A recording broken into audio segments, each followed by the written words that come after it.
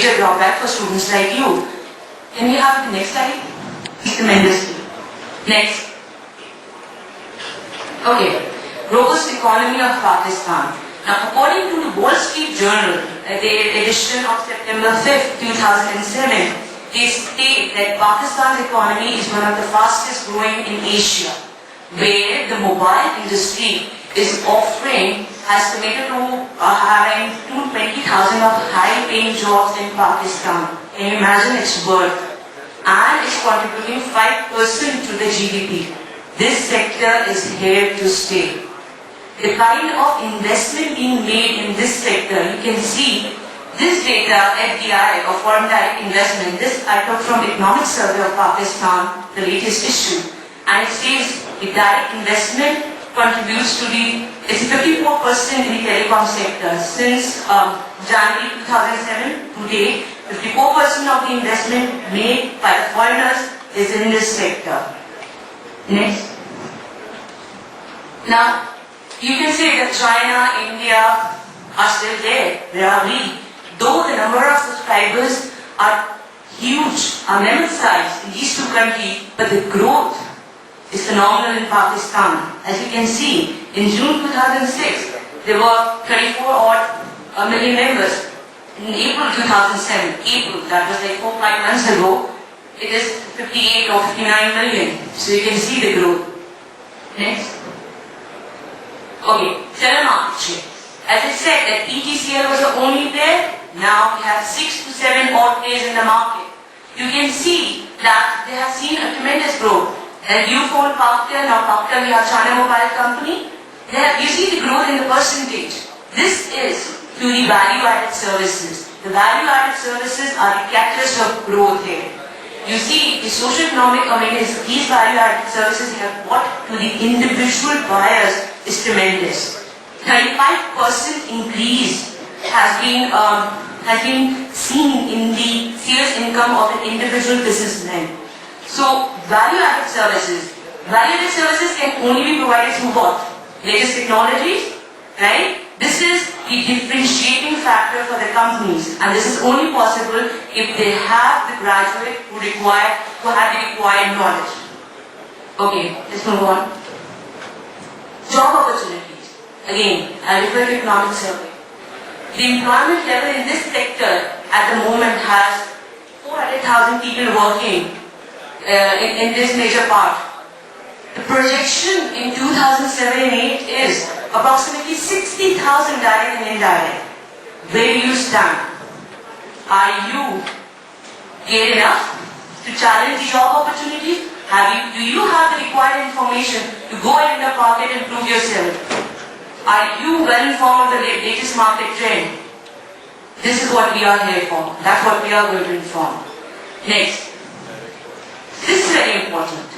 The latest technology versus job opportunities. In the year 2000, as you can see, GSM was offering the huge amount of job opportunities. But you see, with the passage of time, the technology has matured, the market is matured. The era has come for MPLS, YMAX, and IPv6.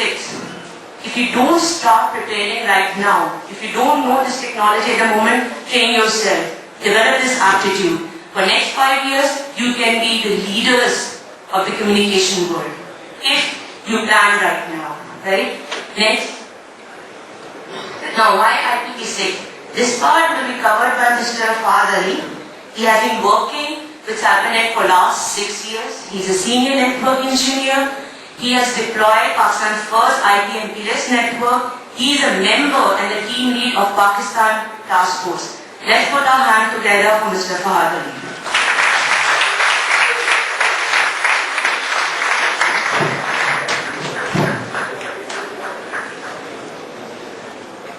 Thank you, Nida. Initially, Nida discussed about the market trends and the new technology emerging. All students normally know that one name is mostly highlighted is WiMAX. Do you know the basics of WiMAX? What is basically WiMAX depend on IP services. WiMAX is IP-based solution. So IPv6 has been introduced as a mandatory element to develop end-to-end WireMix IP-based services. So if you want to know about how to implement WireMix, it is necessary and mandatory for all of you to understand how IPv6 is implemented, then go for WireMix. Most of the students normally know about internet. Normally all students normally use how to go browsing and so on. Tell me if internet is okay, is running smoothly, why we need IPv6? IPv4 is good, or is there any technical flaws? Can anyone from audience tell me? We have the more number of devices than the IPv4 can support. So we are actually creating different networks for which we are performing network address transmission. In that case, some ports are blocked. For instance, while port address translation takes place due to which the ports are blocked. Okay, any more?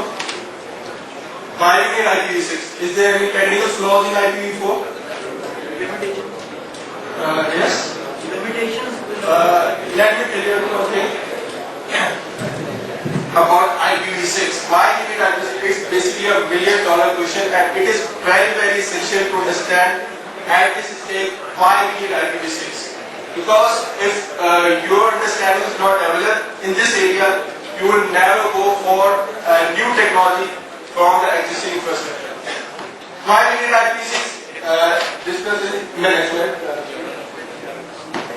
Let's start with IPv4. IPv4 is basically a 32-bit address.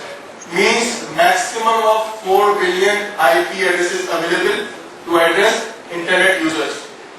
But when IPv4 address has been designed by IETF, they design it based on 5 major classes. That is A, B, C, D, and E. But the problem lies here that initially design says that you cannot use class D and class E addresses because they are reserved for multicast and experimental. Means you cannot use this pool of addresses to use internet browsing or internet access. Second problem that we face in IPv4 is that in early 1980s, when the internet boom is involved, most of the organization and academics has acquired around, you can say, 40% of the addresses of class A and class B. Class A and class B can acquire around millions and millions of hosts. But tell me, if they need, current need is that they have hundreds of users, thousands of users, what they will do with the remaining IP address means they are still around 80% IP addresses wasted. The third issue that the IPv4 face is that IETF reserves some amount of IP pool for private IP addresses that has been discussed in the ISC 1.1.8. So this situation says that in just 2 or 3 years of internet boom, you have reserved around 40% of total IP address available. Now, how can you address next 100 years of internet availability? There is no answer. Next slide. So what are the outcomes? That there is huge amount of IP addresses are distributed. The organization who previously acquired IP addresses, they have 80% of free IP addresses, but they cannot release it because it bears a huge amount of cost. Redesigning it need to be evaluated. Next slide. So IPv4 expert says we need to slow down this pace. Let's start working on some solution. They start with VLSM. VLSM is variable length subnet masking. What VLSM do?